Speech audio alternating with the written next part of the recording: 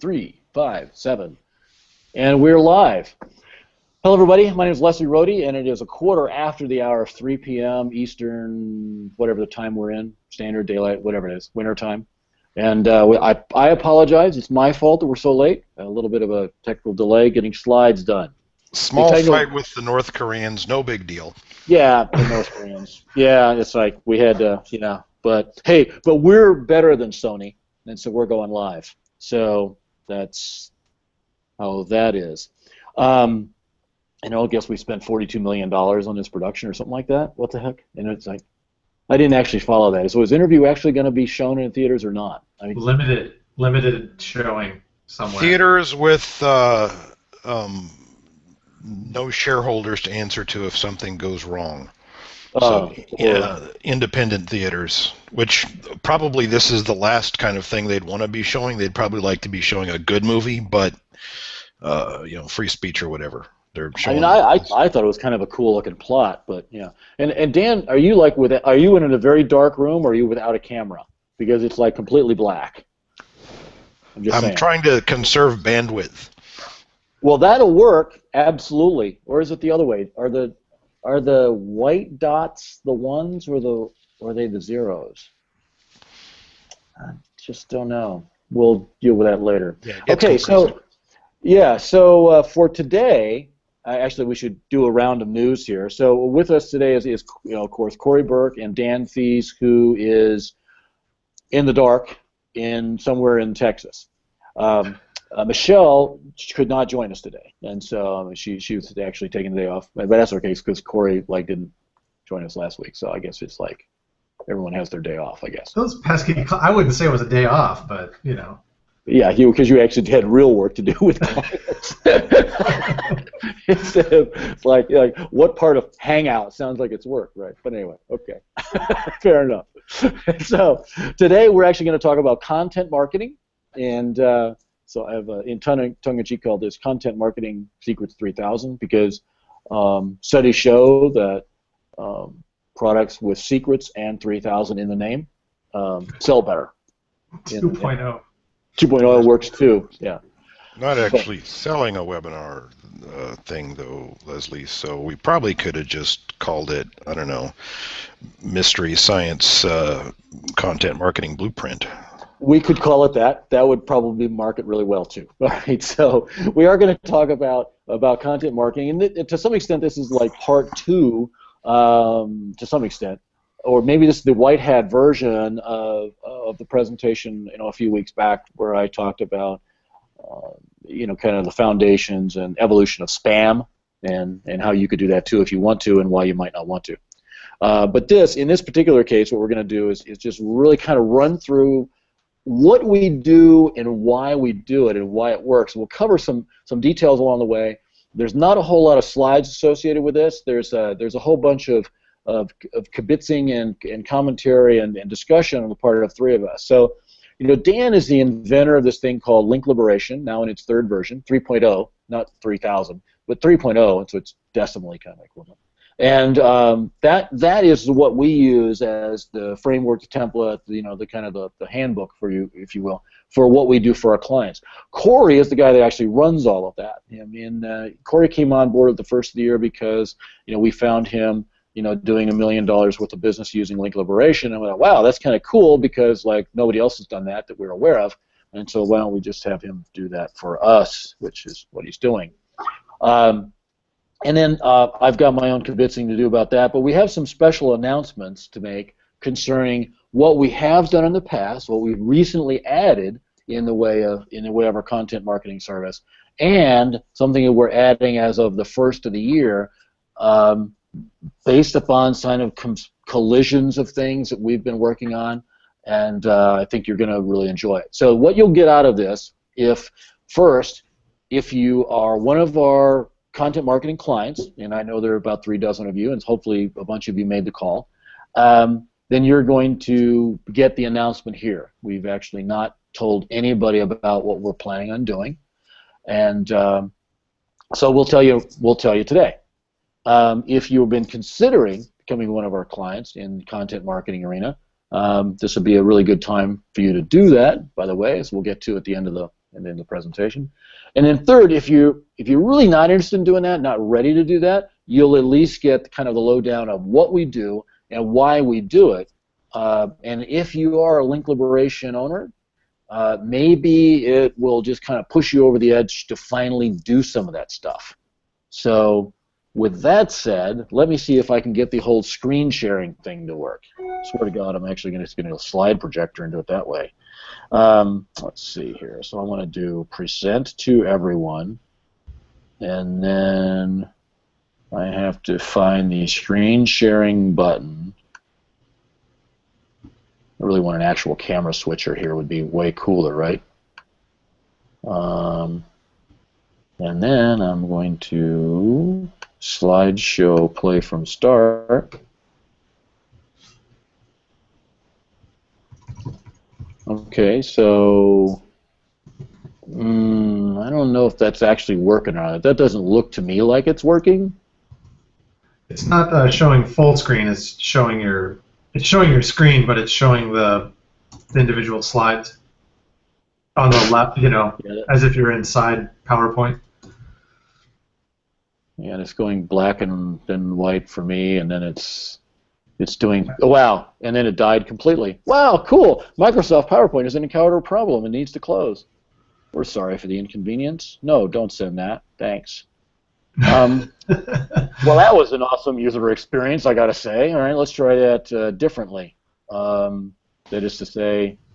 The same way again. Yeah, that's almost what I was thinking. Yeah. Except this time, remember to sacrifice a goat. I guess. Any particular kind of goat you like? Don't worry, I'm waving a dead chicken over the monitor. We're good.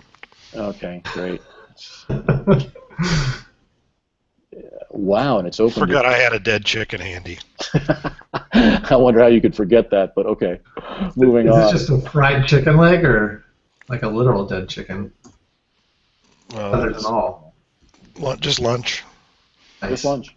It's actually in the form of salad, but still. It works. Okay. It's dead. Too much sharing going on.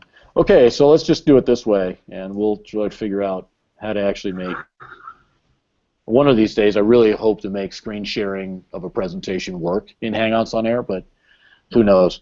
All right, so here we are, December 23, the Christmas edition of Hangouts, and this is the last one of 2014. Given how well we've been doing them, that's probably a good thing. And so, Content Marketing 3000, this is like what we do in content marketing. Amazingly, most people don't really understand it, don't get it. Even the people who own our course on that subject don't do a lot of it, which is a shame because it absolutely works. I won't say 100% of the time, but we have stacks and stacks and stacks of examples where it does. So, one of the things we want to add, though, what happened to the previous slide? Oh, okay. So, you know, and this is not quite a true statement. You know, human content at spinner pricing, not quite, but we can get it so cheap that people wonder how we can do that without actually spinning. You know, bear in mind that what we're after with content marketing in general is lots of content, and it has to do with the way kind of the search and social ecosystem works. You really need to have a certain amount of content, so above some threshold where you actually start triggering the kind of virality that occurs in the connection between those systems. I know that sounds pretty abstract. It's really hard to detect it happening in the wild. And I did that very briefly at our 2012 conference in San Diego, where I was able to show somebody tweeting from the audience, and that tweet ended up on a sidebar on some website as a followed link.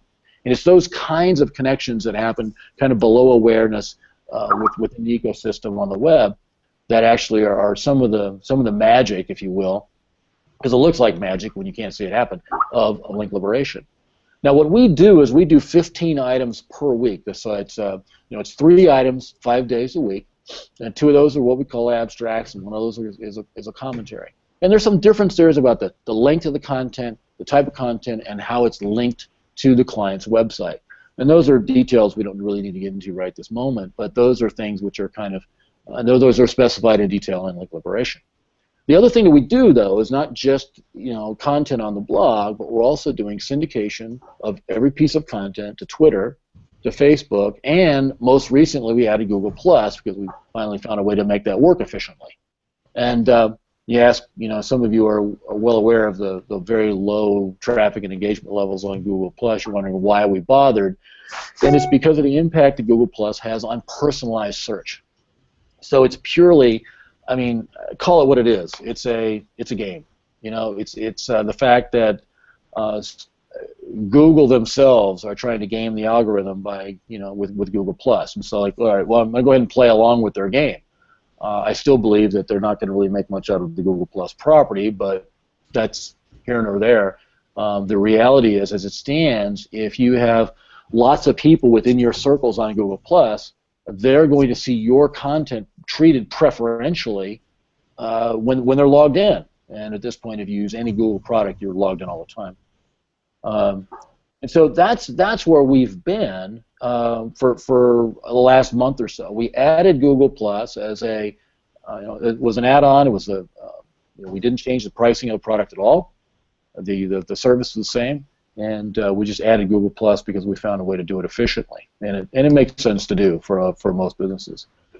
Now, what we're doing though is combining.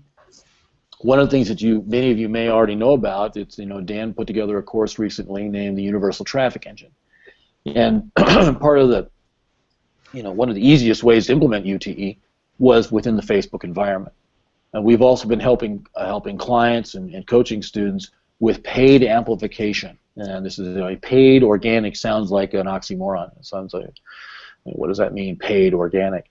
And that's where you have content that you post to Facebook, and then you pay Facebook to amplify its reach.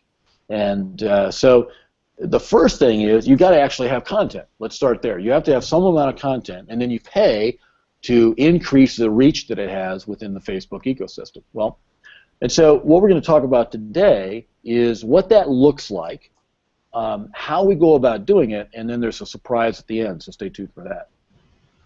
So this is going to end up being an interview, if you will, because the examples I have here were built by Corey Burke, who's our Director of Client Services, he's VP of Client Services. He's the one that actually runs all of our content marketing.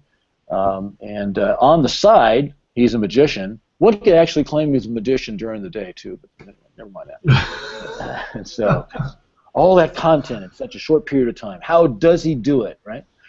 And so so there's several case studies, here that I want to walk through, and there's some messages and some teachings that we'll cover as we go along these, and at the end we'll bring it all back together and tell you what it means for you and what you should do with it.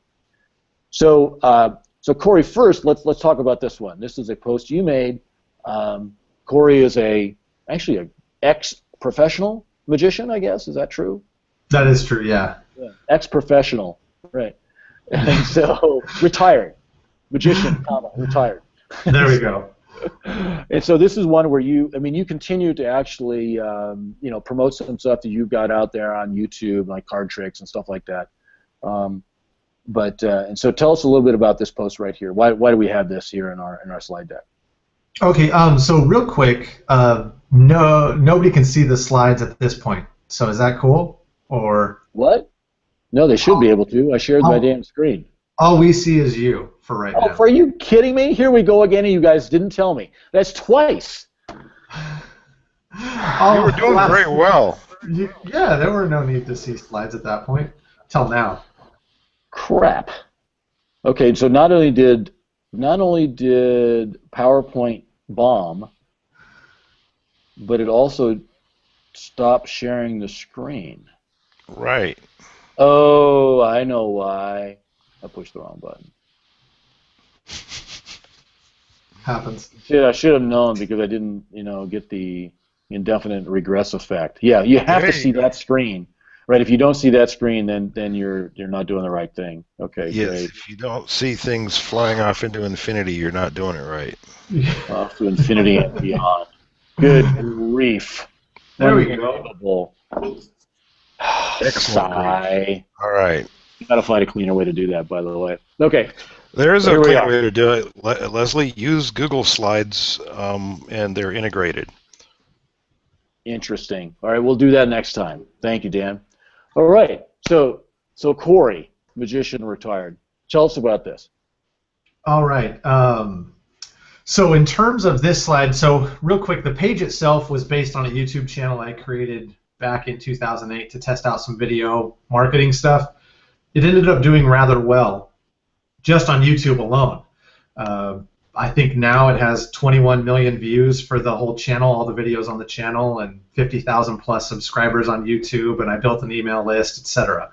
So I don't know. I started a Facebook page, and I didn't really do much with it, and it doesn't have a ton of followers. I think it has maybe 700 plus followers. It's not a ton, but every now and then if I find an interesting article, because as you said, I used to be a professional magician, so I have a lot of connections with other professional magicians that are still doing it, and so if they share something, I share it over here on this channel.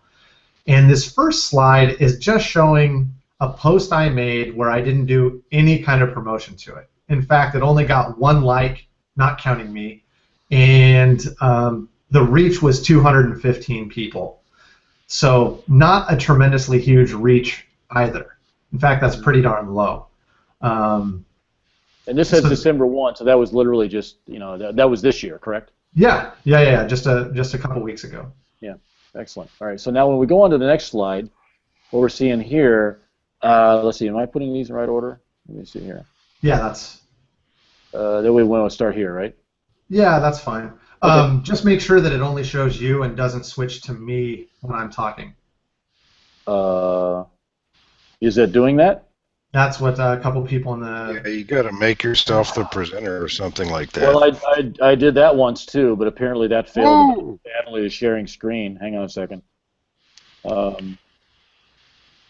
Present to everyone. Yeah, so that failed too. Well, awesome. So they both failed. Now you're presenting to everyone. All right. There we go. All right. Jeez Louise. Okay. Moving on.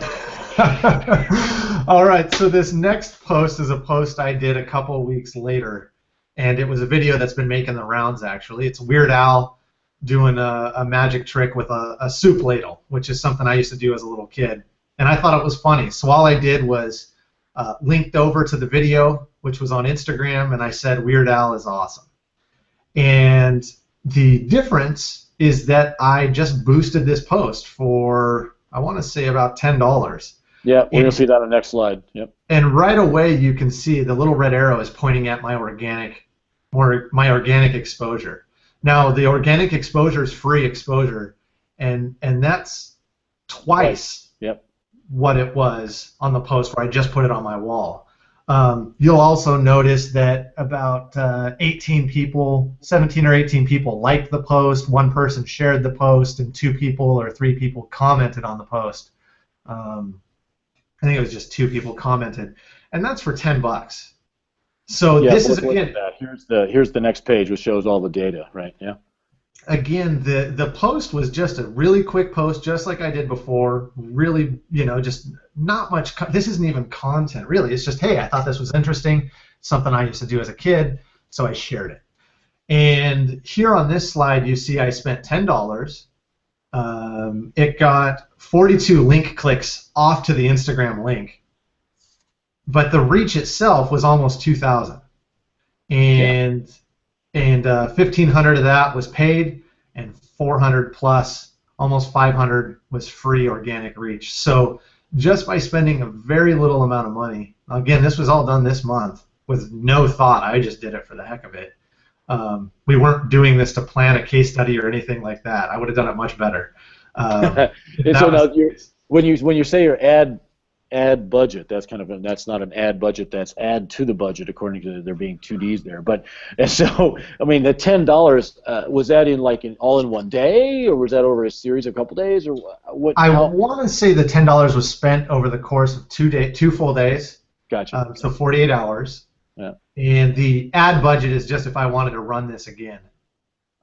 Right. And this is just a boost to your fans, right, Corey? This was a boost to fans and their friends. Okay. Yeah. Fans and friends. And what's interesting, so I mean, the 42 link clicks were link clicks to Instagram, but there's no reason why that couldn't have been to your own website. Exactly. Had I posted the video on my blog and done a screenshot of it, just like exactly the same post, it would have been 42 clicks off to my site for $10. Yeah, and then they'd hit your website, and then there'd been something in the sidebar or in the main navigation, and I mean, you just kind of fill it in from there. So, Right. oh boy, kiddies watching at home, for $10, you can go from 215 as your total reach to 2,000. So there's a 10x improvement from spending $10. I don't Right. know. That seems like it's not a bad idea. I don't know. You weren't trying to sell anything, so yeah, we don't need to actually do a disclosure thing about. All right, so let's talk about. Speaking of selling stuff, though, let's talk about this next case study. All right. So this slide is actually a friend of the Braintrust. His site's BJJ Training Journal. And so what he does is training and information for the Brazilian Jiu-Jitsu niche. And this first post here was an ad. Again, the video in this case, this is a piece of hero content. And he created the video and posted it on YouTube. On his channel, right? On his channel, posted it on YouTube. And here he actually, and then he put the video on his site. So all these people that say, oh, if I put the YouTube video on my site, is that duplicate content? How do I do this, etc.? Put it on your site. He wrote a little summary about the video, and then he posted it to Facebook. And again, he wasn't planning on this being a promoted post. I just said, hey, let's promote this post. This is a really good post. And you'll see his description is pretty mellow. It's video technique, near side arm bar, get your learn on. Now, obviously, that's not the best thing to write here if you were going to promote it. But what's amazing is through some really good targeting, we were able to get a ton of traffic to his site for this post. And that's really where the secret in this lies, is in the targeting aspect. If you do it right, you can get really qualified people and drive them to your site. So we drove 302 website clicks to his site at a spend of $21. Yep, $20.98. So I think that's about 7 cents or 8 cents per website click. That was the only KPI I cared about. Now the additional bonuses that we can look at are, okay, 43 people actually liked his page, but that was for free, technically. 29 people liked the post. I want to say 1 person commented and 3 people shared this post. Yeah. So again, the stuff that you can't see. Well, first off, what you can see is we drove a really good deal of affordable traffic, really affordable traffic, 7 cents a click, and they were highly, highly targeted. We also added to his fan base on Facebook. We increased his organic exposure, which unfortunately I don't have a screen cap of that. We increased his page likes. We increased the post likes on this post, and we increased the post interactions with comments and shares. But the thing that you can't see on this is that by driving those 302 people over to his site, it also increased his email opt-ins, because on the right-hand side he had a free giveaway, a lead magnet to increase email leads. We increased his targeted people to his remarketing list, because he was running remarketing to both Google and Facebook to collect and cookie those people, and it helped his exposure on future Facebook posts organically. Yeah. Now, and one of the things shown here in the targeting, I mean, we talked about this, and some of the in that blocked out area, right, where it's in targeting where it says interests. The other thing you see there is United States 23 to 44 males, but there's the real magic of this, how you got the audience down from, I think we talked about on the phone, about 600,000 down to 180,000. Right. And so I mean, the magic there is in that blacked out area, whited out area. There's a good reason why a client would want that box there when you're showing a screenshot. Exactly. Because that ultimately is the secret sauce, boys and girls, is the way you do the targeting. You can get these kind of results only when you really think through the customer avatar and what are the most reactive, the most engaged people, to drive this this kind of paid promotion to, and that's what Dan teaches in the Universal Traffic Engine course, is about how to figure out that kind of a targeting, how to think through that process of targeting those people. And this is a really, really good example of having done that. Well, what we get, I mean, when you find the center of the bullseye, and there can be a lot of different little bullseyes that you can reach out and hit. Facebook advertising is ridiculously good. I mean, there's just nothing that compares to it in terms of what you can do and the cost you can do it at. So, I think it's worth doing the work. Yeah, sounds like it. Let's see. We have another the same client, and so now here's a different case study with the same business. So whoops, hello, stop moving. There we go. So tell us about this one, Corey. So this one was about a week to 10 days later. He did another post. Now, with that last post, that was content he produced and posted to his blog and then wrote a summary of it. Right. This one is content that he found out on the web and shared it on his blog and wrote a summary about it. So it's the same thing we teach in LL3 with abstracting and commentary. You'll see the description on this post is a little bit better than the last one, but he didn't want to spend the full $21. So I said, no problem. Let's just spend $12. Let's run it for a couple days, and we'll use the same exact targeting. So you don't have to redo your targeting if you hit that bullseye. You can use the same targeting for a future ad. And we drove them again to his site. And in this case, we only spent $12. We still drove really reasonable traffic. I think it was 12 cents a click this time. And we drove 72 website clicks, 33 post likes, 12 page likes, and 2 or 3 shares, I think, 2 shares. Yeah, and 2 shares, yeah. One thing that I think is interesting is by being willing to spend just a little bit more, the results, like we spent half as much, but the results were really only a third as good. Yeah. And so it really starts to show that when you get that organic exposure, that you're manufacturing that viral aspect. As people start to share this and comment on it, their friends see it, and so you get that paid. You get that free traffic from paying to get it in front of the right people at the right time. Well, and you can get more impressions too, because you can see the same thing from more than one person, and it's kind of in a way it's the gift that keeps on giving, because that organic echo can go on for quite a while.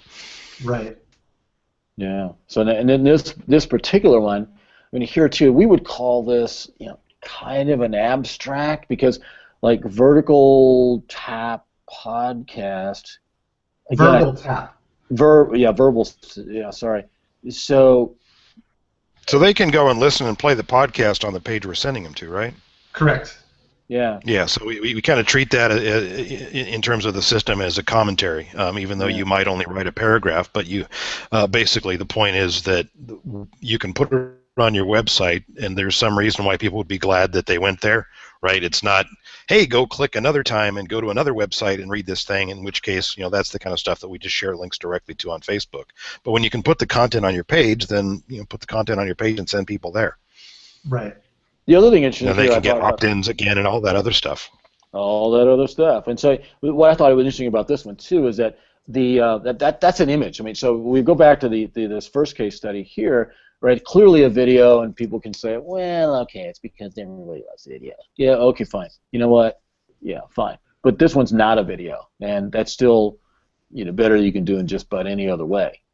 That's actually that was actually an audio, and that image is associated with it, right? As I recall, something like that.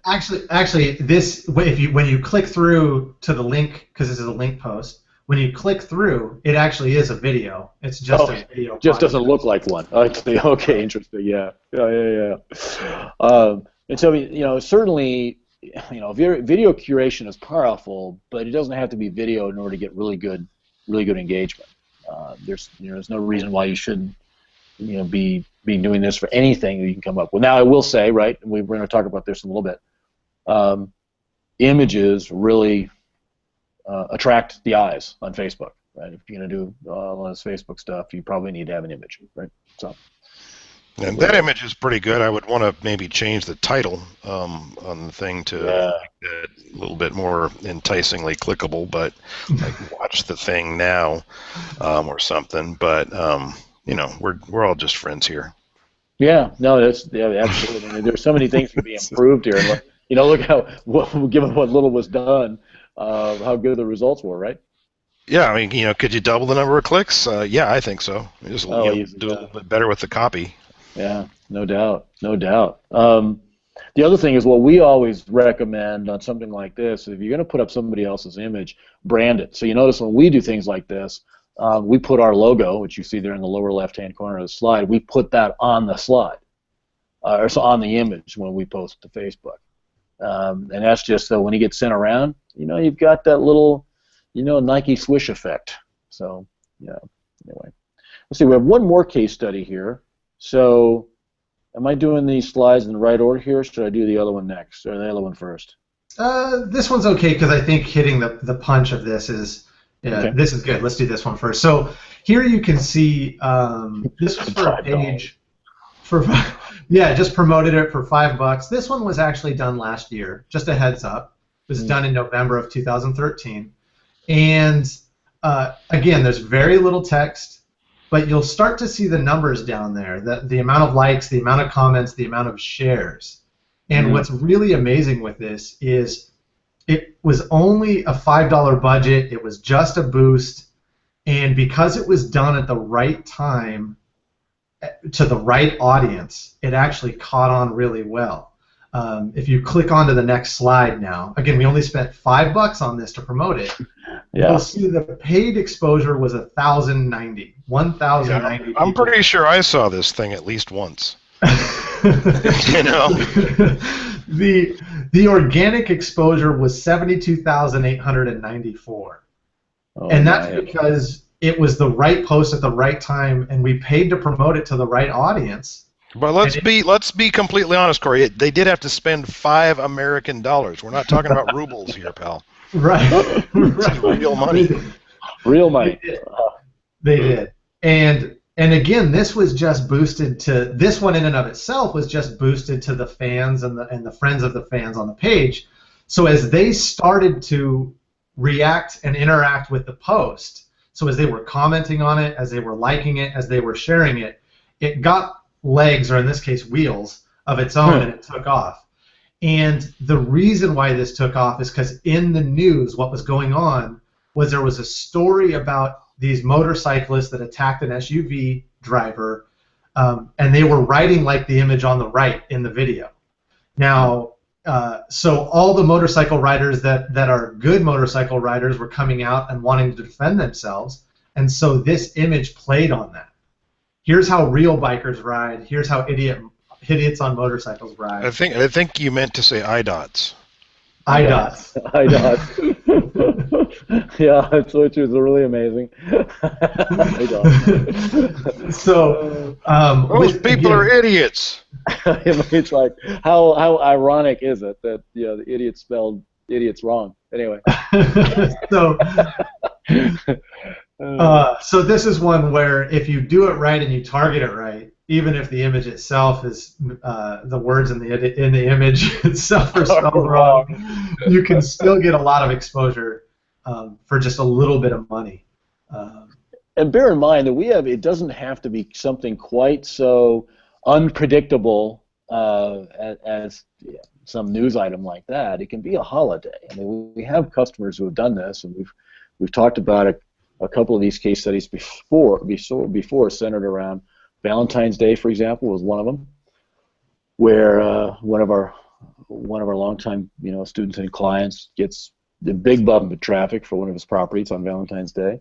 The other one where we did an in-depth case study with someone who was surfing the Olympics, somebody in the Olympics, and a very popular TV show. And these things abound once you realize the possibility of something going viral. It's one of those things that you'll see all around you. The reality is this is big, obviously 72-1, bigger than 72-1, organic to paid, but lesser but still stellar results like that are possible, and you won't necessarily know. The amazing thing is they could rerun this same exact thing in about 3 months. and get similar results. Sure, probably so. Yeah, maybe not 72, maybe only 50. That would be a shame, right? Maybe they could spend $10. Yeah, exactly. Really roll the dice. Exactly. Roll out. That's a big roll out. Yeah, yeah. Double that spend, all the way up to $10, right? And I mean, the root of this, the targeting of this is just fans. And I think one of the things that we talk about, well, they picked up 12 likes here or 40 likes there on this boosted post. That's when you're sharing the kind of content that resonates with the audience that you're after. That fan base that you're building is a base of people you'd actually want to talk to, a base of people that can actually help you get good organic reach. And so I wouldn't discount the value of that, because after a while the organic number is always going to be bigger than the paid number by a lot. Right.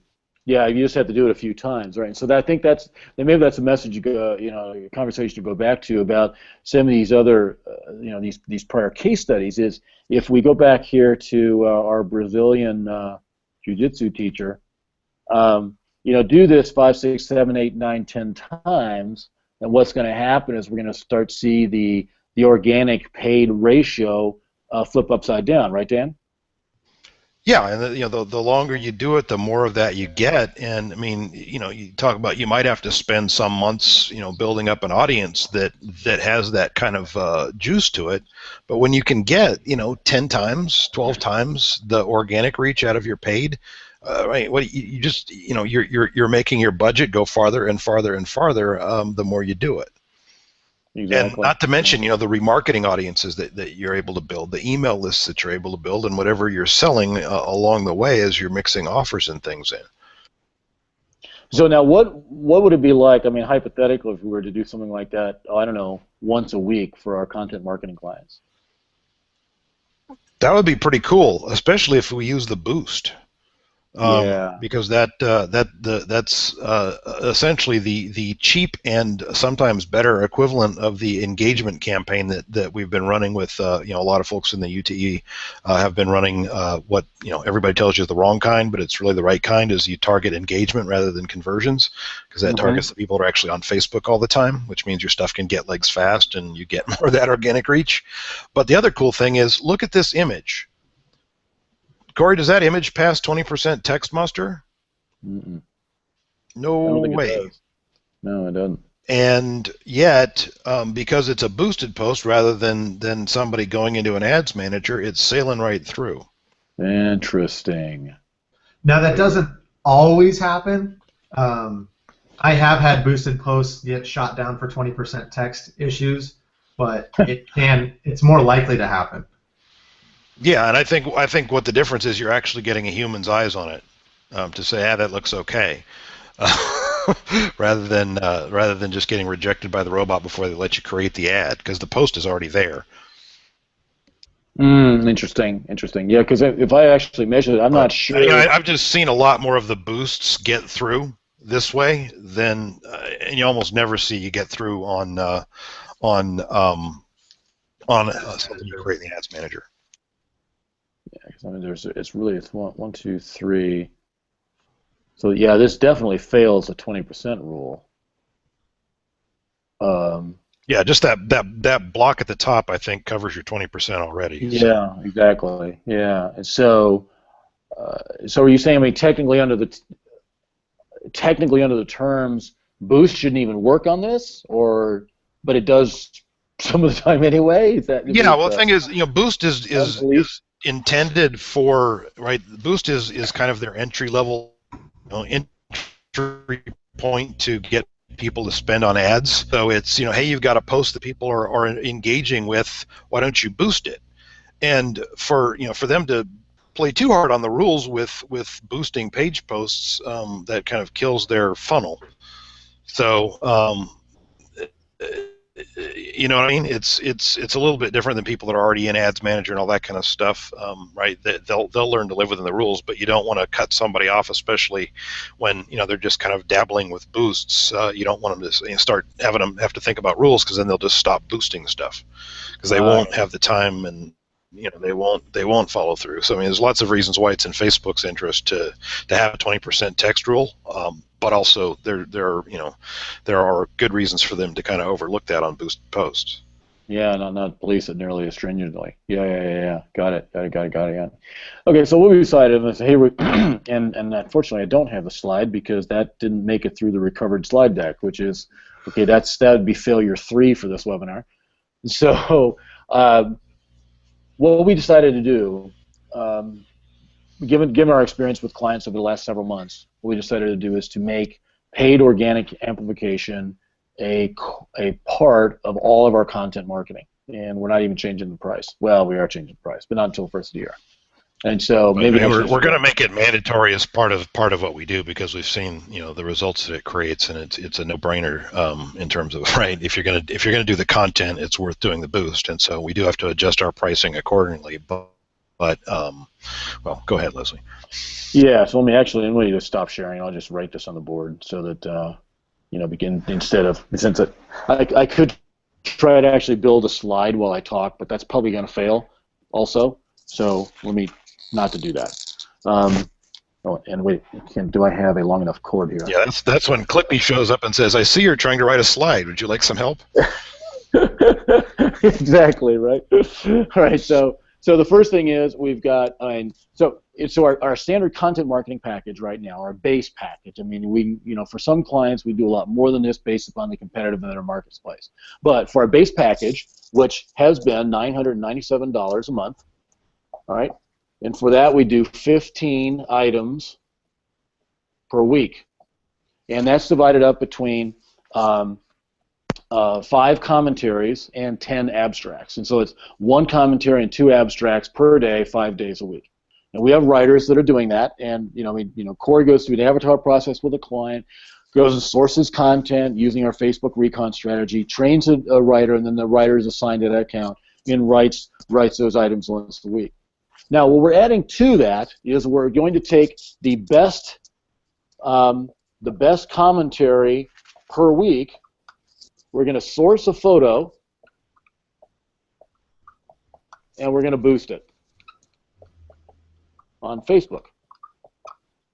So every single week, there's going to be, the writer's going to pick out the best of the commentaries, and he's going to find we have somebody in advance who's going to source photos. The photos are going to be branded with either the logo or the URL for the client, and then we're going to run a boost on that post for the next week. Right? We're going to do that every single week. Now, this, for us, this constitutes considerable addition in terms of labor. However, the reason we're doing it is because we have found that this is so effective in getting the rest of the content marketing machine to work. I mean, all of our case studies. The funny thing, Leslie, is that I think the added labor cost is almost the same as the added advertising cost for these guys. Yeah, it could be. Because the other part about this is that we were including a $100 a month budget in this, paid by us, and so we'll do up to $3.5 a day, something like that, in advertising costs, and that's on our nickel. That's not something that the client has to pay. We can exercise a lot better control about it, and we don't need to be invoicing our client for $100. That's ridiculous. So this is, we're adding this, and bear in mind that the case studies that we published in the summer from Link Liberation students and some prior clients, almost none of them were doing anything along this area, and the results that those people got were between 40% and 318% year-over-year increases in non-paid traffic. And so we feel that this is almost like pouring a whole bunch of gasoline on an already raging fire. We have every reason to believe that this is going to tremendously accelerate all of the content marketing that we're currently doing. Just from the experience we've had from Dan's UTE students, it's very clear that Facebook paid amplification is just almost magical in terms of getting results, and as is shown by Corey's results as well. Now this does increase, it does increase our value stack a little bit here in terms of our cost, stack. So we are going to increase the price, and we've been meaning to increase the price for some time, is going to be $14.97 per month. However, as is usually the case with marketers, right, there's a wait, special TV offer. So we're not going to actually increase the price until January 1. So if you want to get in to content marketing, realizing that we're going to roll this out for all 36 clients over the next 3 weeks, it'll probably take that long to get it all rolled out. You can get in, you'll be grandfathered in at the $997 a month price for as long as you stay an active client. We're only going to have that open until probably when the drinking is all done on New Year's or whenever I get around to taking the, side offline. But anyway, so that's the deal. I mean, we are adding this to what we're already doing, which, doing 15 items a week. We're syndicating all of them to Facebook and to Twitter and to Google+. And now one of those commentaries on a weekly basis is going to be boosted. And we're going to control the boost based upon, how much engagement we're actually getting from that piece of content. So anyway, that's the grand announcement. For those of you who are already clients, Corey is going to be reaching out to you, over the next week or so. We've already have put in place the new process, and we're working with people to get photos sourced and watermarked with either your logo or your URL. So that's already in work. We're going to take care of that. But we just need to, to work with each of you to make sure that you're aware of when we're going to roll it out for your site. So for those of you who are not clients yet, if you're interested, well, I mean, I shouldn't have to explain that. It's a $500 a month discount. So, yeah, I'm not going to try to explain that. So, has one of you guys been tracking comments or not? Yeah, Leslie, actually the conversation in the comments kind of went into a whole other area, gun rights and stuff like that. But good. Excellent, great. Well, bring me up to date then. Yeah, what's going on with that? So we're okay with the Second Amendment. We're not really sure about you, but I'm not sure about me either. So that's okay. That's good. Marge finds it hard to believe that there's a formula for viral content. Oh, I think there's a formula. Further states that the content that becomes viral content is chosen by the audience. You're right. Now, but here's Terry offers a counterpoint, but I'm going to let you offer one first, and then we'll decide whether yours is better than Terry's. Oh, okay, well, now I'm really interested in what Terry's is, but here's mine, all right? So if there's a thunderstorm outside, and I put up one lightning rod, I may or may not get hit by lightning. But I put up 50, I'm pretty damn sure to get hit by lightning, right? So yeah, you could say that no particular piece of content is assured to go viral, and so you could say that there's not an algorithm for it. You see, there's not a certainty about it like gravity. It's not like that. It's statistical. The fact is, if you do enough of the right kind of content, you will get struck by lightning. And when let's be honest, Les. I mean, these writers spend a lot of time looking at a lot of stories in this particular topic area that they're working on. I'm willing to bet my ad budget that they're going to be able to recognize what's already getting a great response, maybe at the original source, right? So if it's a video, it's getting lots of positive comments. A lot of time you'll actually be able to see that stuff is already getting shared, and so you're jumping in and writing, adding fuel to the fire. So it's not so much that we expect to magically determine what's going to go viral, but you can certainly see the characteristics of something that, right, this is the one this week that we think is going to go, and so that's where we're going to put our ad budget. Yeah, and by the way, we'll hit a lot of singles and a few home runs, right? Exactly, and that's the thing. And bear in mind that today's single might be tomorrow's home run. And this is the weirdest thing about content marketing in general, is that every piece of content you build, you don't know if that's going to have a positive ROI for you this week, this month, or this year. But sometime it's going to pay itself off as long as the business stays open long enough. And here's why. Maybe that particular post doesn't ever go viral, but it's at least going to get some traffic. Well, okay, maybe not. Let's say you get 0 traffic. Hey, it at least increased the page rank of your website. Okay. Yeah, and the thing is, so right? You everything don't else know. went up because of it. And you don't know. Some things might be amazingly big the week you publish them. Other things are big later on. I mean, Corey wrote up a blog post just how to extract RSS feeds out of Facebook pages. I don't know, like whatever in March or something like that. That didn't like get a ton of traffic or love or anything like that at the time. But in terms of where is Google sending people all the time, every single day? However many, hundreds of people every single day come into that post. I mean, it drives a lot of traffic to our site. And is that like traffic, ideal client traffic? No, but it's part of that audience that shares other content that we have and continues to build our profile online. We don't need everybody to buy, but we'd like to get as many people as possible to do something that helps us. And that's a post that definitely helps us, even though it didn't, like how to turn Facebook pages into RSS feeds didn't go viral for some reason. But it's doing a lot better than viral because it's delivering every day. Yeah, and the last I checked, I should do another update. I mean, when we reported that story the first time, and there's a blog post about that on I think it's in the training category. So if you go to marketersbraintrust.com and you click on the training tab, I think is where you'll find that post, and I go through that case study, and then later on I updated it once to show that it was still actually growing, and if you look at the traffic graph, it continues to grow. At the point in time I think I updated it last, that one page was responsible for more than half of the traffic to the entire site, which is bizarre, but okay. You can't predict stuff like that. So, all right, to Margo's point, yeah, maybe you can't predict whether an individual, with certainty, I would say, with certainty you cannot predict whether or not an individual post is going to go viral. Not as a routine. Sometimes you can definitely hit it, right? But that's not even the point. I mean, the real point is all those things are lightning rods out there, and some of them are definitely going to get hit.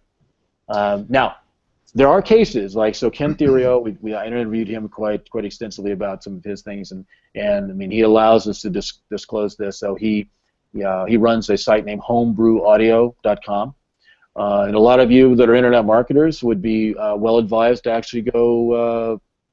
Partake of his training, because audio and video is, let's face it, are some of the best ways you can possibly sell online. But anyway, so ending that plug, point is that he and his wife were watching Phelps warm up for the Olympics, and he was wearing some sort of cool earbuds.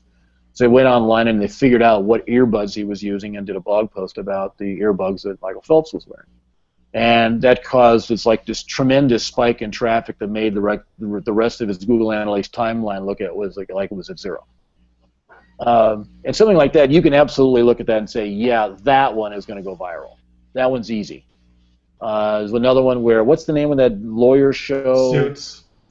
Suits. Yeah, Suits. And so they were doing some deposition, and some guy had some micro cassette recorder, and they had some made up brand model number or whatever. And so again, they used that interwebs that all the kids are talking about, and they figured out what actual product was being used on Suits, and put together I forget what the title was. He showed it to us in the case study. It was like what was the recorder being used on Suits, or something stupid like that, right? Sure enough, another one of those you could pretty well figure out in advance that one was going to get lots and lots of traffic, and it did. One that I experienced, and no one actually has used it, so I'm aware of, but there's a show named Longmire. Right, and there was this particularly cool quote in the middle of the show by one of the characters, and it's like, wow, where did he quote that from? Well, it turns out nowhere. The screenwriters made that stuff up, and so the only thing you can find online that has that exact phrase in it is people asking where the frames came from, and so even the question went viral, right? So yeah, I mean, there are some things you can absolutely determine in advance are viral. Some things you're not going to be able to. The real point is all of the content you do is this long-term investment in future traffic, and all of it is going to return a positive ROI eventually, one way or the other. Leslie, there's one thing that I want to point out, which I thought was kind of funny. An old client of mine that I spoke with said, "Oh, you know what? We're going to stop doing all these abstracts and commentary, and we're just going to focus on literally, they said this home run content. And I said, okay, that's interesting. That's a good analogy. You're going to go for home run content. How many home runs are hit in a baseball game? And how many people get up to bat? You're going to do much better if you get up there, and games are won by getting on base. They're not won necessarily by swinging for the fences. And which is actually I'm going to ruin the movie Moneyball for you. That's the whole premise of the movie. Just spoiled it. But that's exactly what his theory was: is let's get people on base. Pretty much the whole plot right there. Yeah, I know, I ruined it. So those people that are like, oh, we need to get home run content, or oh, this needs to get viral. No, just to reiterate what Leslie said, it needs to get you on base and get seen. And that's why I love this stuff, because we can put out more content than most people can. Somebody in the chat said he's paying more than $900 a month for 8 posts a month. You know? Oh God, I hate sounds like maybe they're in the lawyer business. I was about to say. I won't mention their names. No, we might actually find a lawyer there. I'm sorry, I didn't mean to say it that way.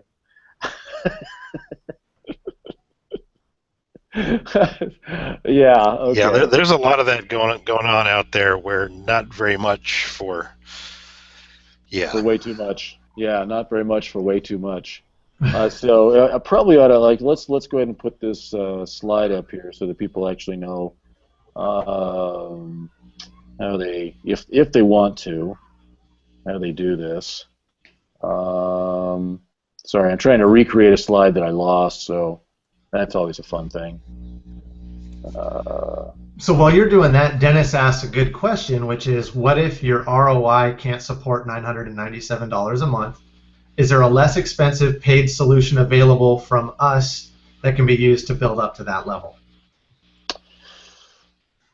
Well, certainly not yet. I have to figure out even how we would do that. Well, actually, I mean, the work that Michelle does with people, with with her coaching, the Universal Traffic Engine is, if you need to see, more ROI on your advertising, then that's a good place to start, because she can help you find the audience on Facebook and figure out how to get offers to people that they're going to respond to. And it doesn't involve us writing content, it doesn't involve us writing ads, but you'll end up learning how to run a lot of this paid advertising stuff, which it's not hard to do. It's just right there, he knows the way to get you where you want to go. Yeah, and fair enough, right? I mean, it's the what we would call our full meal deal. I mean, there's a certain kind of base level where, I mean, if you go below that, you run into what I would call threshold issues. If you go too low. Not doing enough to move the needle on ranking, but exactly. You can certainly do things with a limited budget that lets you move the needle on sales. Precisely. Precisely. So yeah, that would be the place. That would be the place to start, frankly.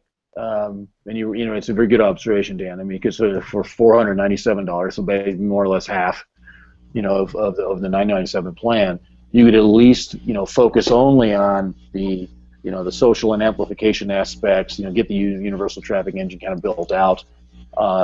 Make sure you've clarified your audience and are doing really. Yeah, really it's just kind of been the one thing that where we've continued to have success stories and people that are kind of trying to bootstrap into being able to afford fancy things like AdWords, new websites and stuff like that is starting with that. And so and Michelle kind of likes working on that kind of the from the bootstrap perspective and kind of the guerrilla marketing perspective.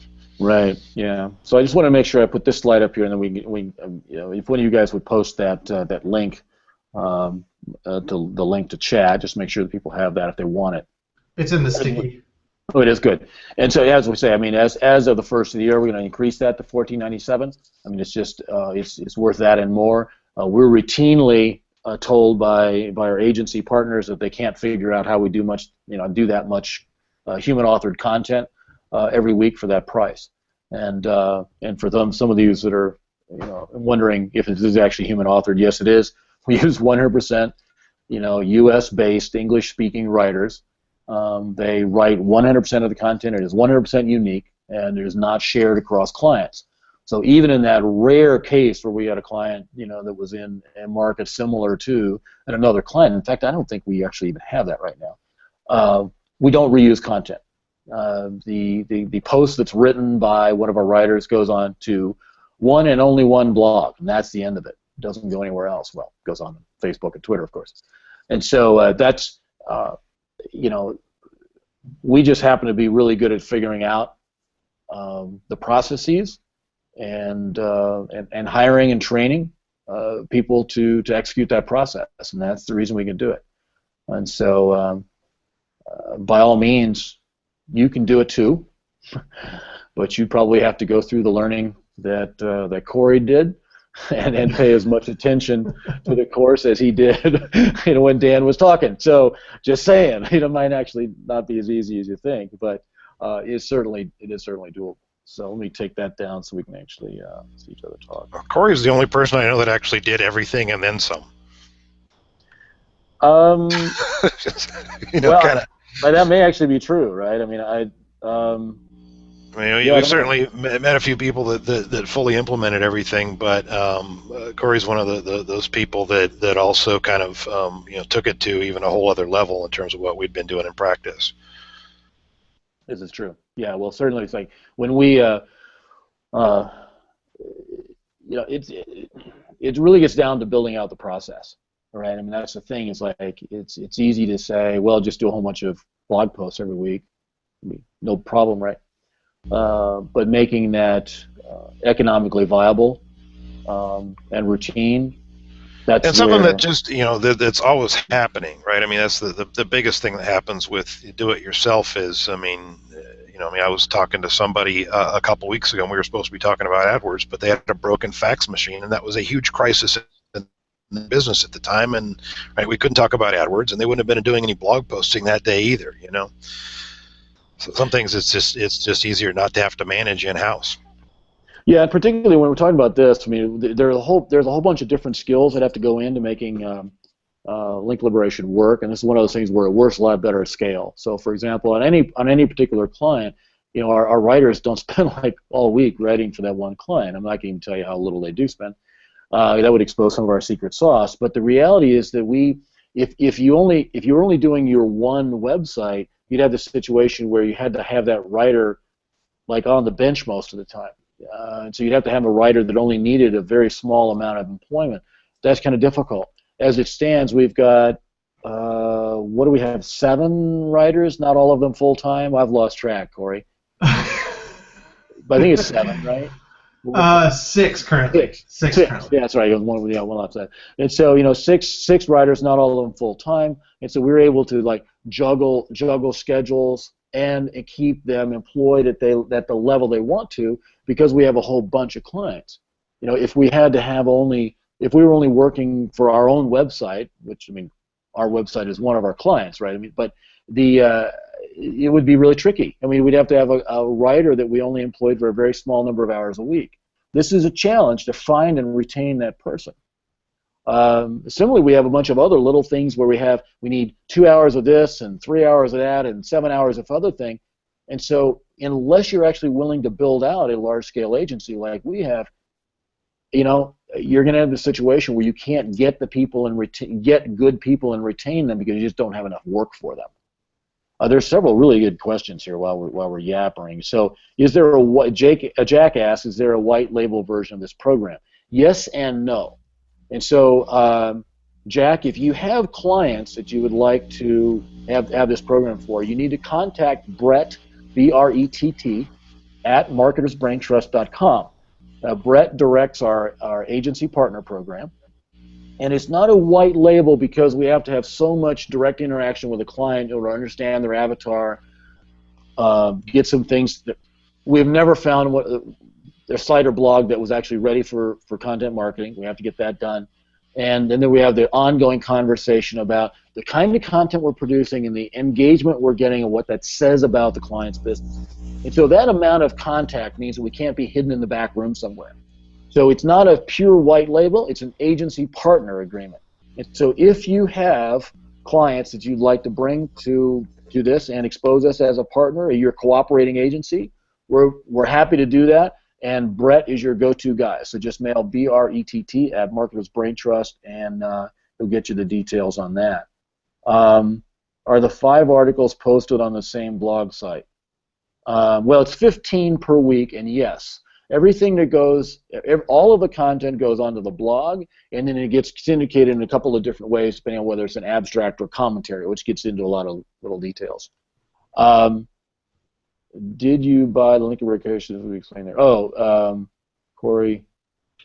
Those aren't really questions; they're just addressing. addressing. Oh, okay, yeah. There was another one here. Just thinking in turn. Just think about the time it takes to write 5 abstracts, 5 summaries, and 5 hours before you will quickly work at outsourcing some of these activities. Yes, Terry, that's true.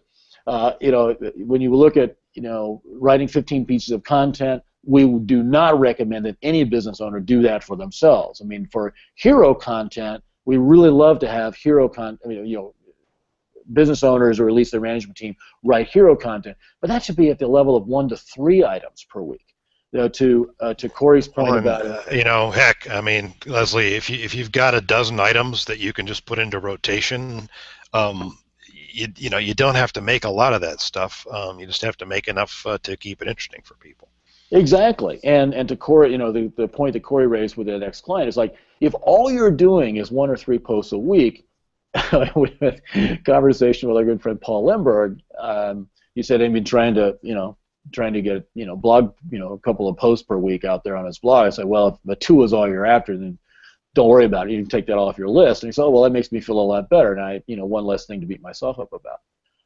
The challenge is I really do want him to do 2 posts per week, but I want him to do that foundation of content and builds that audience so that anybody actually notices the 2 posts per week. And that's in general what we find is that most of our clients are able to do 1 or 2 blog posts per week, or hell, even 3 a month. Now, let's not do too much of a stretch here, right? The challenge is, without the foundation of the content pyramid, without that large amount of content that actually kind of activates the plumbing and the social and search ecosystem, without that there, you don't have enough audience for anyone to even notice when you do your hero posts. Yeah, that's the thing. I mean, if I had to choose between spending $300 a week making 1 superhero infographic every week, or doing this, well, those infographics are going to go about as far as my audience will take them, which is quite possibly not very far. But down the road, when you've got an audience and you're starting to see, hey, I paid to reach 1,000 people and I reached 72,000 more for free, that's when you can start to do the math on what would an infographic do, right? And what could I do with that? And then you can do one and test it and actually see some results out of it that you can make some decisions based on, rather than, well, gosh, we got 30 likes on it. Is that good? Well, I mean, it's pretty good for who you were showing it to, but you kind of did overkill on the content for the audience you had. And people just want to be, be informed and entertained. It doesn't always have to be that superhero stuff, and you can find a lot of good stuff on the web that people haven't seen that they'll be happy you brought them to. You're totally right. I mean, we live in a soundbite age, right? I mean, I don't want to read 1,000 words. I mean, I want to read the 50 words that tells me whether I should read the 1,000 words. There's actually this ties in really well with something that Ron asked, which is, do you think this type of content is a long-term strategy with the amount of content online increasing every day? Are you focused mostly on driving your traffic from social rather than search with this strategy? And I think really what Ron's saying, but doesn't realize it, is because the amount of content is increasing online every day exponentially, you need to be doing this. Becoming a trusted source of good stuff, there's a lot of loyalty that does build with that, and if you look at Business Insider, which is one of those ones that I'm never super thrilled to see a share from Business Insider, one of the things that they've clearly done in the last year is get a lot better at targeting their promotion of content to better audiences, and that's causing them to continue to infest us with Business Insider content, even though it's not necessarily all the best content in the world. But it is for a lot of people, quite clearly, that's the fast food version of the story that I want. Yeah, in fact, I mean, why are microblogging platforms like Twitter so popular? It's because it gives you just enough information to know whether to click the link or not, right? Hey, Leslie? Yeah. Do Twitter posts show up in search? They can. Let's answer a couple more questions here, and I'll tell No, you no, no. how that happens. The reason why I asked that is those are only 140 characters. I thought you needed to write at least 500 words for it to be a good post. Now you're just baiting me. Well, this year's screen scraping master's report says 960 words or something like that. So.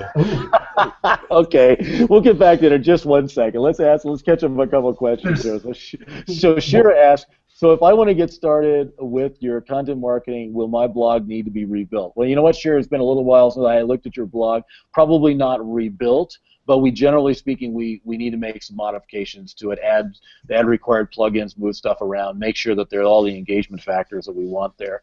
Clean up tag explosions, things like that. Yeah, tag explosions, stuff like that. Yeah. So Terry asked, do we boost to a targeted audience? And Corey, you and I were just speaking about that earlier today. So you want to answer that one? Well, you can select, and I'm still trying to figure it out in terms of the boost. I do most of the post, most of the promotion through Ads Manager. In a couple of the examples you saw there, I used Boost Post just because I was trying to do it quickly. I believe that I can actually save targeting and then pull it up through Boost. Yeah, any audience that you've got saved, you can use. Yeah. Okay. Yeah, excellent. But just to give a heads up, the way that I was doing it in the past was, and the way my system normally works is in Ads Manager. Once I have a good audience, in Ads Manager, I just click Create a Similar Ad. It pulls all the same info and even the ad type, and then all I do is switch out the post that I want to promote. Because again, these posts have already been posted to Facebook. Right. It has to be posted before we can give it a boosty boost. Right. Boosty boost. Yeah. So to your rant-inducing question, Corey. So what is the minimum length of content that'll be indexed by Google, right?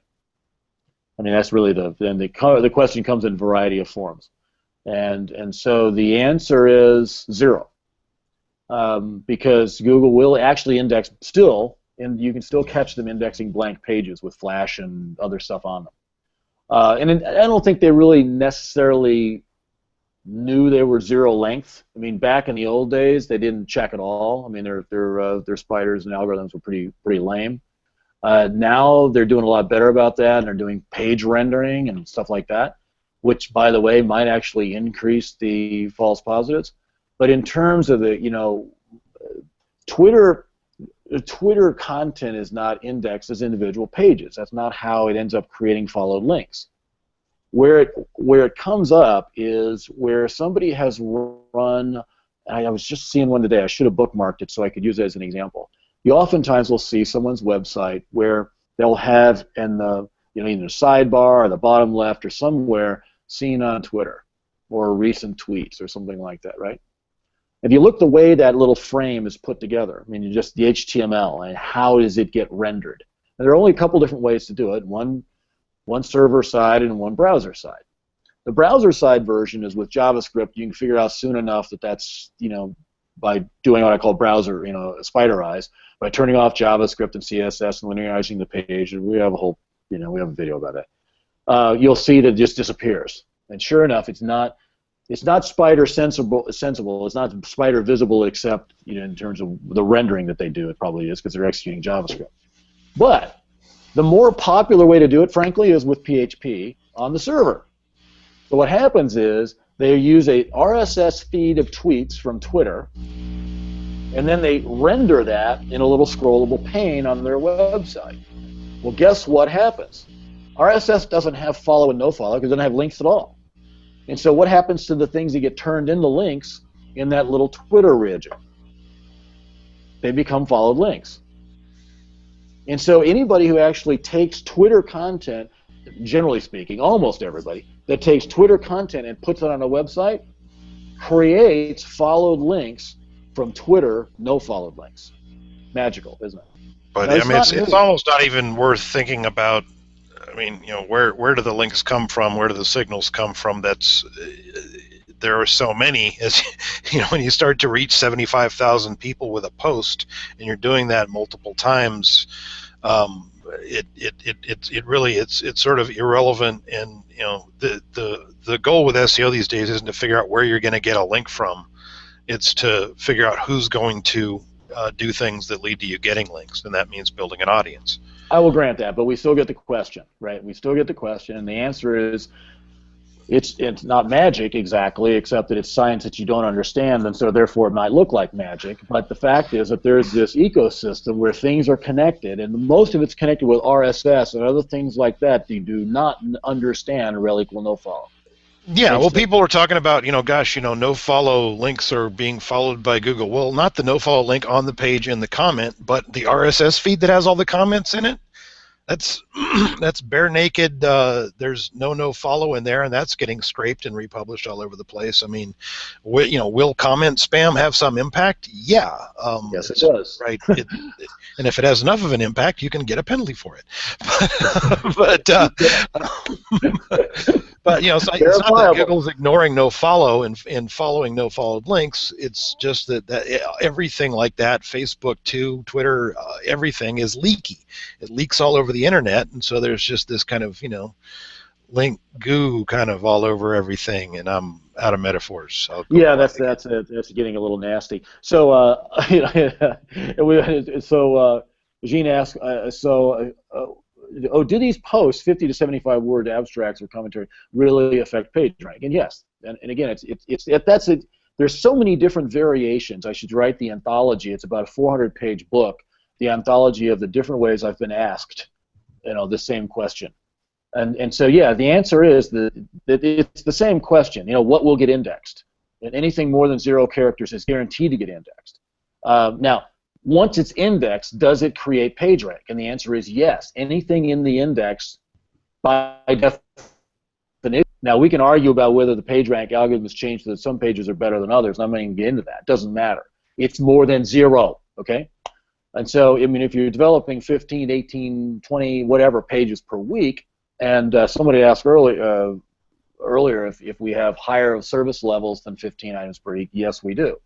I mean, some of our clients are at the $5,000 service level, which I forget how much we're doing there. Corey would know. And lots. And so that, yes, absolutely, we can do more and need to do more in highly competitive markets, things like personal injury law, for example, I mean, something like that.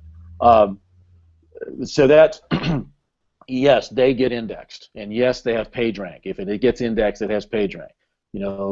The links on the page count, yes. It's yes, right? It's not about the number of words on the page. So anyway, yeah. There's another question. I mean, to go back to the second part of Ron's, I think it was Ron's question, which was, do we focus on traffic from social or search? I would say it's a major, and this is something that I've noticed with people that are stuck in the old school SEO, is we're focused on quality traffic, whether it comes from Google, Bing, Yahoo, Facebook, Twitter, Pinterest, YouTube, Tumblr, it doesn't matter. We want it. We want traffic. And the old school SEO was, how can I build crappy content to get a link so that I can rank? And all they were focused on was Google. And what happened when they got slapped by Google? All their eggs were in one basket, and it went away. And their businesses went away. And so we focus on being able to target quality people. Now that's a wider range than just the wallet out search terms that you get on Google, where somebody says, I'm looking for an XJ9000 dictaphone from Suits. And so this is real marketing, not just how can I rank in Google to get traffic.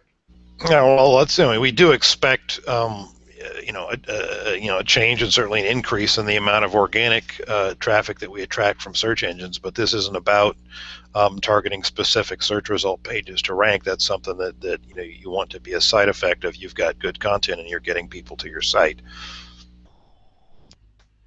Is that by including social, we actually increase search, and vice versa. And I think there's an open question right now as to which one of those is more powerful in terms of the synergy. Does search drive social, or does social drive search? Which one, which one's more true than the other? Well, the I thing mean, is, they're there is a both true. feedback loop that goes in both directions. Exactly. There is. And so because bear in mind that they're both basically brand discovery channels, and so I mean, you want to be discovered early in the funnel by people who are and end up, pissing around about price and shipping by the time that they're comparing you to somebody else. And the sooner you get in contact with them and form your brand in their minds, the less trouble you have down there in the narrow part of the funnel. Okay, fine, but how do they discover you? How do they get that brand impression? So think billboards on the highway. How do you know that Nike makes shoes, right? And can you even think of the runner-up? New Balance, maybe, I'm not sure. And so, the reason that happens is because of brand impression. When do you get the brand impression, and how does that person get it the first time? Who knows? I mean, they're all over the place. You have to be in front of them when it comes into their mind to actually start researching the problem and the solution space where you live. And so if they happen to find you in search, and they click through and they like you on Facebook, woohoo, search drove social. If it worked the other way, oh fabulous, social drove search. On any particular business, what you really want to have is you want to have such a huge footprint in both of them that you can't tell which one's more powerful. And content is how you do that. Let's see, Michael, would you consider dentist or cosmetic surgeon markets highly competitive in cities of about 250,000, as I'm sure a market cosmetic surgeons would be highly competitive in cities like Hollywood?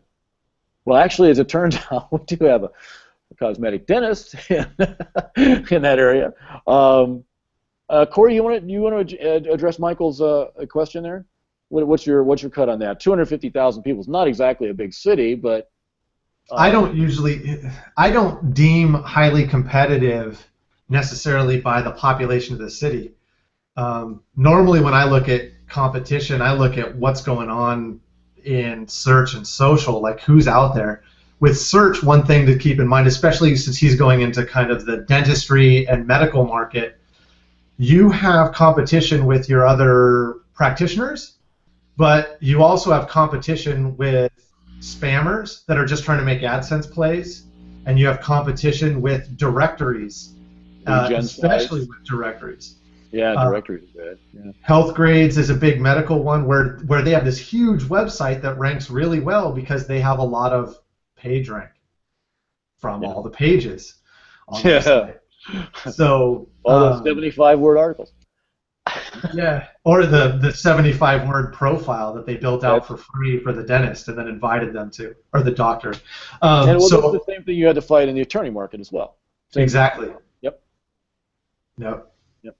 So now, but it is true. I mean, you actually did have an example of this where in a much smaller community, even in a competitive field of, in a lawyer vertical, but because it was a small community, you were able to achieve great success with that guy, even at a much lower service level than you were charging in California. Right. That was That was one of the few in that really uber competitive niche that I was able to make it work at a much lower level. And yeah, he was just in a very small state with a very small population / competition. I mean, it was just one of those things where the directories were there. They weren't going after it as heavy as, say, a Seattle or LA or Miami market or New York market. So they were there, but the competition with the practitioners wasn't there. They weren't as savvy. So yeah, we were able to. We talk about with our clients a lot too. Is where you find those big directories and other behemoths that are kind of in the way that clog up the top of search. Right? I mean, as you go from your local downward or outward, what you find is like the map disappears, and then you start the directories don't rank for the medium and longer tail and stuff like that. And I think that searchers themselves are pretty savvy about this, where they'll search for divorce attorney Houston, Texas, and like the front page of the results is pretty much useless. I mean, there's a 7-pack or maybe it's a 27-pack. I've lost track, and and then there's 3 directories, and I think they now have 5 ads at the top. No, maybe not. Anyway, but at least one of those ads is in that big expanded listing that takes up as much room as 2. So they've kind of almost snuck a fourth top ad on it in on us, right? And so then the person goes, holy crap, I give up on this, and they look for something a little bit longer tail, like best divorce attorney, Houston, Texas, or they change from Houston to Sugar Land, or whatever, right? And as soon as you start doing that, a lot of those behemoths go away, and a lot of times the map goes away. But, you know, the client's not really thinking about that. They're saying, I don't want to rank for divorce attorney in Houston, Texas. You can't make them happy for that. That's not going to happen, right? Yeah, there's a lot of other things that go into you know, the maps and local, but you know, having people you're connected with on Google does help a lot, and of course, you know, everything that goes with making sure that you're getting reviews and all that other stuff adds up. But you know, the website ranking factors are now part of the ranking for that local box. Oh, really? Okay. Yeah. Well, you're following it more than I do. I mean, I just try to. I don't follow it. I wish I didn't, but yeah. Yeah. So it's a habit. I can tell you, even post pre-2012 being #1 for Los Angeles personal injury lawyer, and post 2012 coming back in, just with all the changes that Google's made, even when we were #1 for some of those really good high traffic search terms, the traffic wasn't there. Well, there's a lot of ads and a lot of map listings to get through before somebody's. I mean, it's 2 or 3 scrolls to get to organic listings. Right. And so that's why, for me, and Eric Shannon always makes fun of me for this, but it's like I don't talk about rankings with clients. It's like the #1 position now is the equivalent of #5 in 2010. Oh yeah, easily, yeah. Particularly in the shorter of the tail, all right. Right. And far more so. And so even in so backstory that a little bit for us, Corey. So in even for that really short tail PI term, prior to 2012, I mean, were you seeing even when that was a real #1 listing, right? As opposed to now, which is really like almost #8. But even there, were you finding that it was a whole bunch of non-converting clicks, or? It wasn't. It was not nearly as popular. What ended up working was we were doing a lot of content for the entire state of California for this one client, where you can imagine that was very competitive. We were doing a lot of content. I mean, we were doing 5 abstracts a day, 5 commentary a day, 5 hero pieces of content a week. That's 55 pieces. Did I do that right? Yeah, okay. Yeah. Awesome. Okay. We were doing a ton of content because the sites, we had to compete with other lawyers, we had to compete with other directories, etc. And so, yeah, what we ended up finding, and the blog posts themselves were pulling in traffic that was beneficial. And so, yeah, those really, what the lawyers thought were good, I'd call them ego terms, because like, oh, I'm #1 for personal injury lawyer Los Angeles or whatever. Yeah. They weren't. It wasn't necessarily that was bringing in the cases. So exactly what you just said. You know, we might get clicks and we might have that position, but we weren't necessarily getting cases from that. Right. Yeah. And then Google went and gave us not provided as the keyword search term, so that made it hard to track. But yeah, it wasn't as desirable as the clients thought. And you know, so if I can go to Facebook and drive more targeted traffic with people that are relevant. Now PI was much harder for that because it's just like a plumber. They have a leak and they need somebody right away. They have a case and they need somebody right away, or they waited right until the last minute for their statute of limitations before it expires. So it wasn't people doing a ton of research for those types of search terms, you know. But if you could get in the funnel where it was a longer funnel and you were educating them and speaking with them, that was much better, and a much better client at that as well. Right, yeah, a lot like 11th hour. Well, yeah, I mean, obviously there's some markets that are a lot more transactional than others, although as the ticket price goes up, people are going to do, even if they're in a hurry, they're going to do some research. That's the thing. If it's a difference, hiring a plumber, most people probably take the knee-jerk, have the knee-jerk reaction. All plumbers cost the same amount, and it is kind of an emergency. But for a PI attorney, I think it was going to take a little bit longer for them to select an attorney to try their case than someone to fix their backed-up sink. But even so, to your point, it's not quite like shopping, doing Christmas shopping for the kids. A little bit different. The people that were willing to do knee-jerk were not cases that we could either take or wanted. Okay, yeah. Because maybe they didn't have insurance, or it was their fault, or something like that, and that's just not how the PI practice works. You don't actually get a settlement when it's your fault. Yeah. Huh. Wait, I don't understand. That seems unfair. You can't just drive your truck into a phone pole and expect to get paid. Sorry, Leslie. And sorry about your truck. Damn it, I wish you told me that before. Now I got to go buy a new truck. All right. So, guys, we've gone, we've gone quite a ways over time. And so, well, we did start late. Well, we did start late. Thanks for that, Corey. Just a reminder that you suck at tech, Leslie. Anyway. I was busy today. Writing a proposal for a client. Proposals. This sounds very important. Yes. It sounds very important proposals. All right, so do we have any wrap-up before we go? Our last hangout of the holiday, of 2014, and breaking for the holiday here in a couple days. And so, any, Christmas wishes? I mean, we get everybody a Christmas present, right? They can get in at $9.97 instead of $14.97 as long as they exercise that coupon by sometime January 1st or thereafter. So, yeah. Hey, I got something just to make sure everybody knows. Hey, Facebook will let you put a call to action button on your Facebook page these days, so things like visit website and stuff like that. You should definitely look into that because it is so totally worth doing. Yeah. Yeah. Call to action. So we're on record then that calls to action are good? Yeah. Yes, Terry, I think we're probably done. Now we're degenerating into silliness. When we're done. Thanks all. See you next year. So thanks, everybody.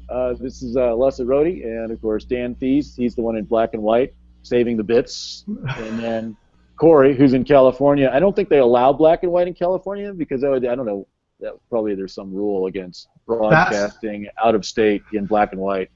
That's if I'd have paid my color bill, it'd be cool like Corey. But yeah, your color bill. Well, I think it's because you're using power or line IP. No, I only get the mandatory government provided color. So. Oh, that's true. Yeah. Everybody has a innate human right to be black and white, but if you want to be in color, that's going to cost. Yeah, right. You can only allow. Yeah, you only have a right. It must be, which amendment is that? The color depth of 2. Yeah. Anyway. It was an executive order. Okay, you could be right. All right. Carry on. Well, carry on. So, thanks everybody for that silliness. So we will be back after the new year at 3 p.m. I don't know what date that'll be. It'll be in the new year, and so not next week because we're off. So beat it. And then the Tuesday following that, we'll be back with another hangout. And we have to figure out what the subject is going to be, but we'll come up with something really pithy. Be some kind of internet in the meantime, thing. It'll be an internet thing, something to do with online marketing or that kind of cool stuff. We're riding that fad as long as we can. So in the meantime, if you really want us to do content marketing for you, hey, now's your time to get in because now it's more and better and new and improved and all those other kind of marketing terms. And it's going to be more expensive after the new year. It's just the way it is. It's going to be $14.97 instead of $9.97. So get in now, and we'll grandfather that price for you as long as you stay as an active client. Until then, I hope everybody has happy holidays, whatever the politically correct way of saying that is. I'm just going to say Merry Christmas. And yes, thanks, Terry. He's reading the calendar. It's the 6th. Thanks. Appreciate that. Merry full Festivus. And we'll see you next year. Bye-bye, everybody.